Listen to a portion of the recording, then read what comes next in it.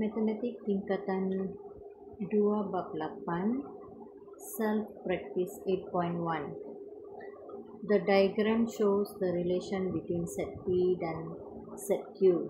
State the type of relation. Maksud dia, kita kena nyatakan jenis hubungan dengan B, the range of the relation. Maksud dia, julat hubungan itu.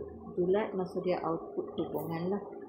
Jenis hubungan kita boleh nyatakan according to P, dia ada 3, 6, 9, 9, 18, 20. So kita boleh tulis beginilah. Untuk A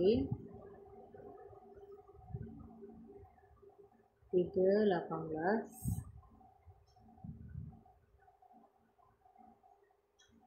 3, 9, 6, 18 dan 9, 18. Okay. Begitu juga the range of the relation, maksud dia punya julat ataupun dia punya output. So, macam mana dia punya output? Kita tengok the output ini adalah input, this one input and then this one output. So kita tengok dari sini, dari output. Dan ni ada dua lah, 9 dengan 18 yang sudah banyak kepada 1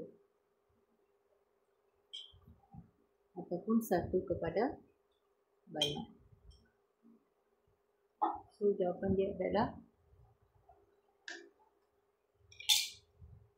banyak kepada banyak. Banyak kepada banyak.